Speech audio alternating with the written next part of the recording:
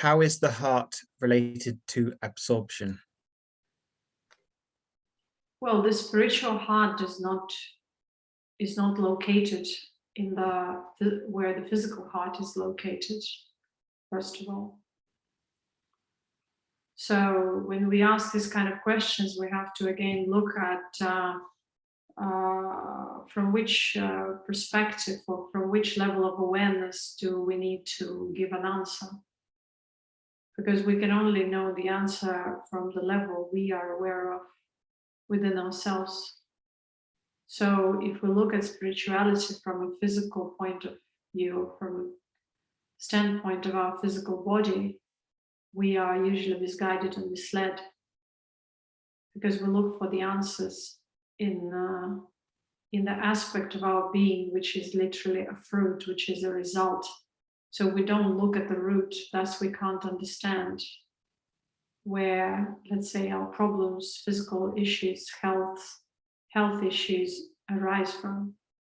So the root is our subtle being, our awareness, and our conscious manifestation on the collective and individual levels, and then our physical body is just a result of all that, plus the current cycle we're living in. So if we look at spirituality from the physical point of view and we project kind of a limited understanding of our being, or bodily understanding of our being onto spirituality, will be only fooled and misled and deluded in most cases. So when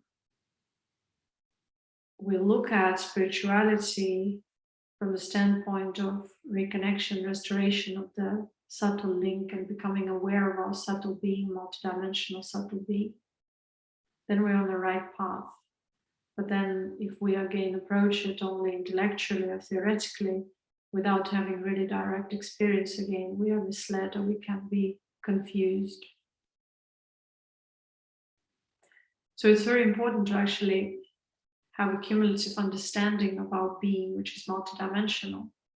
And so through these dimensions to see how and what transpires. So the physical body has glands and has organs. And these glands and organs function and operate and are part of our subtle being also, because the subtle being transmits itself through our glandular system. So our glands carry an important function.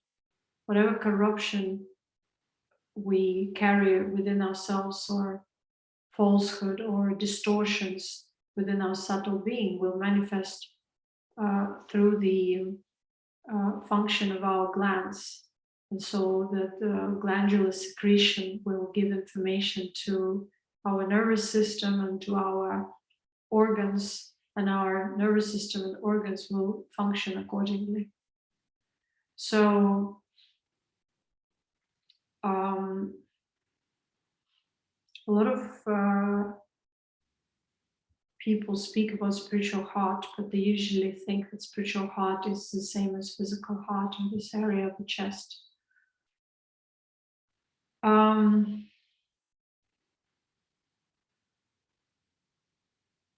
In the physical body, spiritual heart is not in the area of the chest.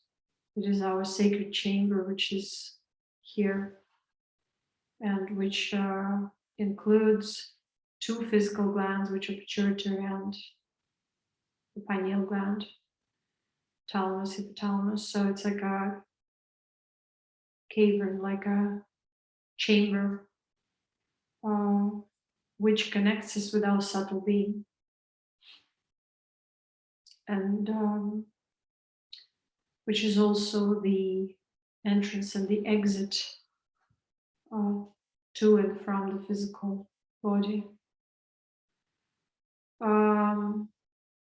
When we feel relaxed and when we are awakened to the subtle being, and we learn to let go of a lot of residue, corruption, falsehood, illusions and delusions and different limiting aspects, ideologies, concepts within our being, our body becomes naturally relaxed, because that purgation results in a different secretion, or the way the subtle body communicates to the physical will change.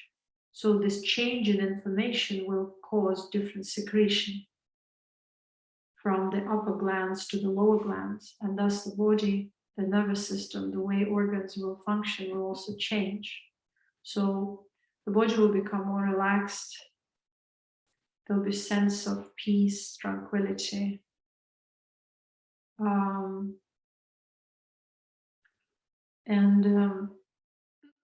Once awareness will start penetrating through different states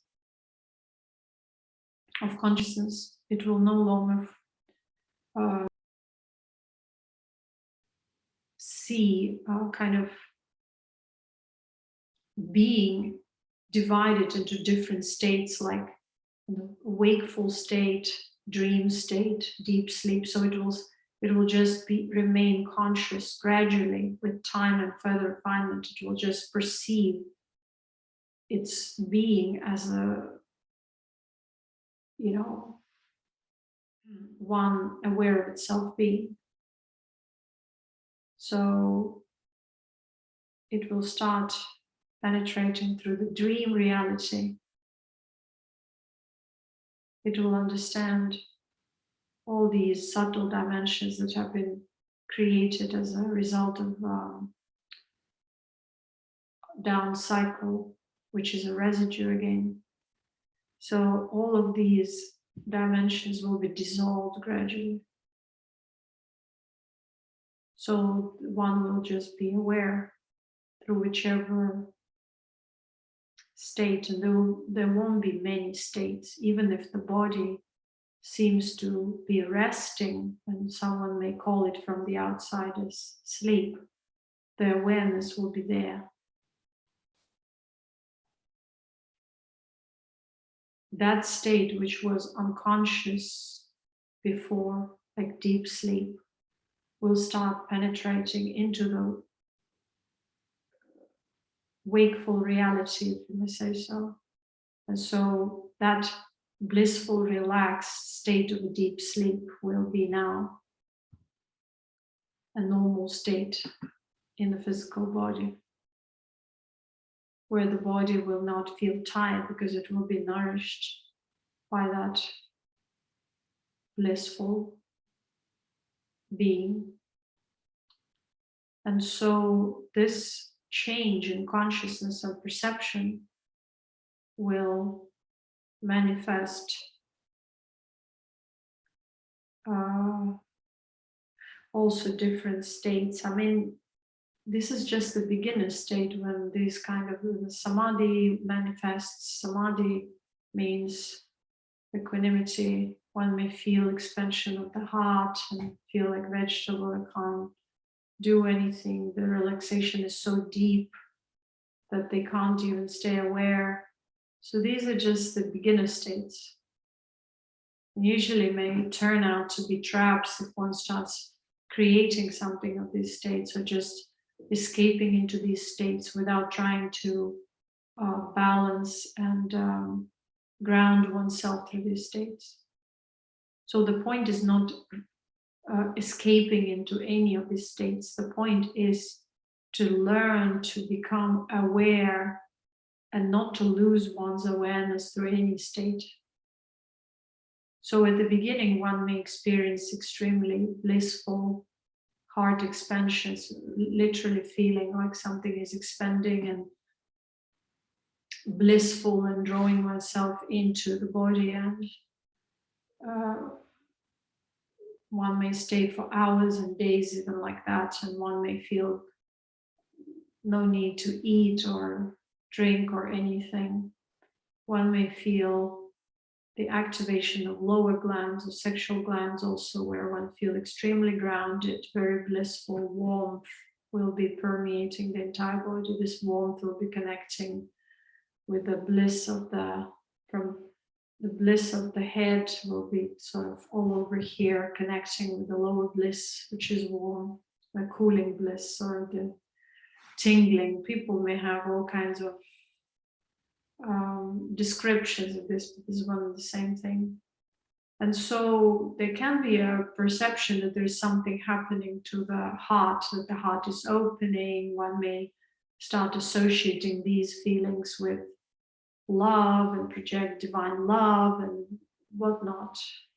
This delusion is because there is no refinement and no one to guide one to understand what they're going through.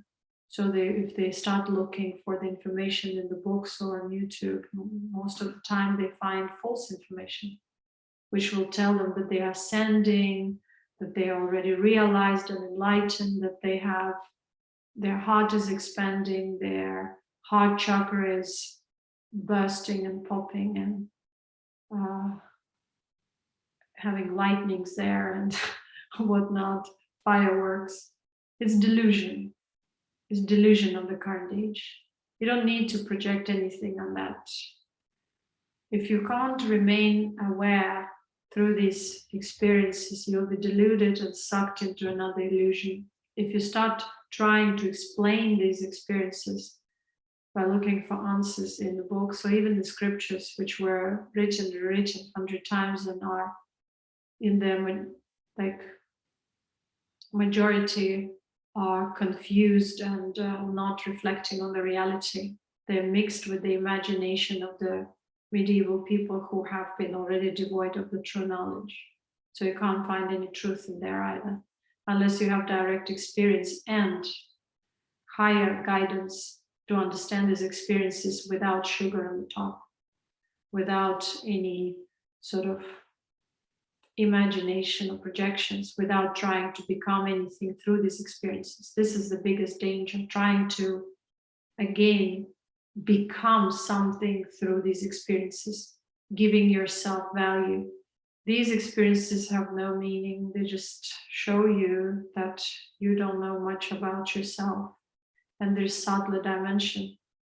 But this subtler dimension still remains as some sort of a glimpse or an experience rather than the being, because there are limiting aspects within oneself, the distortions, the corruption and falsehood that are still unrefined. So when you are diving into these experiences, you may feel or you may perceive some kind of visions or dream-like states where you have to pay attention to what you're seeing, because it will show you your residue when you come out of the state. Same thing. Now, with time and with refinement, this blissful being becomes your being. It is not just a fragment or a transitory experience. It is your being. So you start seeing everything through that being, because you're refined, because you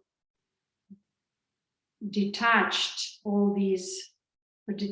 yourself from all these unhealthy attachments and ideas and concepts. So you've become grounded within oneself, and you no longer feel these kind of unsettled glimpses, because you're just one complete wholesome being. At the beginning you feel, because your subtle body is going through some kind of a refinement, so you may feel that it transpires through your glands, through your organs in an uneven way, in a way. So you may feel a bit on the head, something a bit in the lower glands, because your system is not yet aligned. So you may have different kind of experiences in different parts of the body, whether it's heart, whether it's head, whether it's your pelvis, whether it's your lower abdominal area. And so during the process of self-refinement, you will be experiencing all these different sort of spiritual or uneven experiences.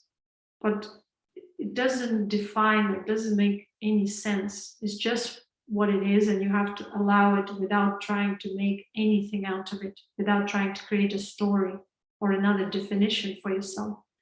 When the time is right and you've gone through a certain kind of a gross emotional refinement, you will perceive equanimity all over the body. Your entire body will be blissed out. Every cell will vibrate bliss evenly. You will perceive this sort of blissful wholesomeness all over the body, and you will be open and aware all the time. You won't be drowsy anymore or feel like you're falling into some unconscious states, even if they're blissful. You will remain aware, and you will start being less and less drowsy. You will need less and less sleep, less and less food, because you will be nurtured by your subtle, refined being, which is connected to the collective, or to the source, you may say, of this collective. So you will start purifying yourself even more. You will let go of all the ideologies, of all the concepts, ideas, and so you will have direct experience. You will become the vessel of yoga, of spontaneous knowledge, and expanding awareness. Your intelligence will heighten. Your memory will be superior to anyone else's memory. Your understanding of things will be faster, but you will be extremely humble, and you will understand that you don't know anything, and there's so much to know and so much to transcend. And so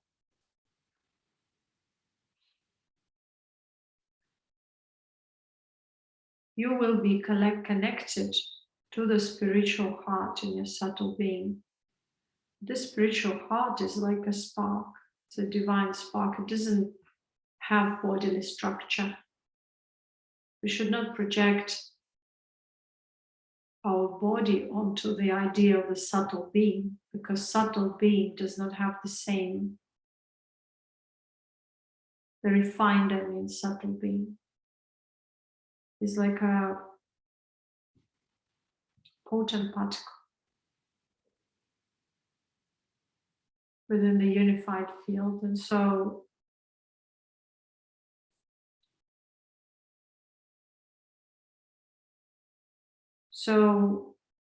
our perception of spirituality, as long as it remains within the scope of our physical reality, will be always delusional.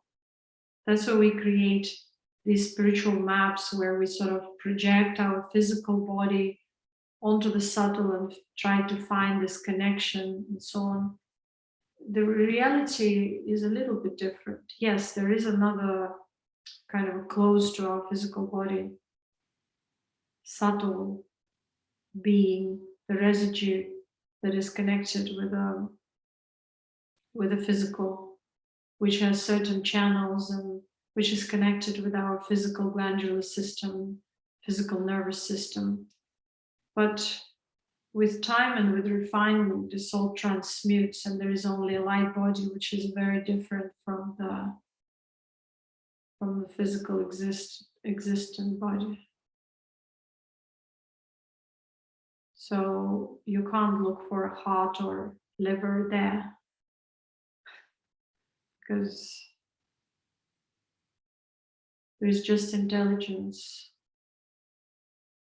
bliss, potency, nothing else. And even that is not, that's already a corruption, what I've just said. I mean, it could be sort of described as something, but I think it's irrelevant.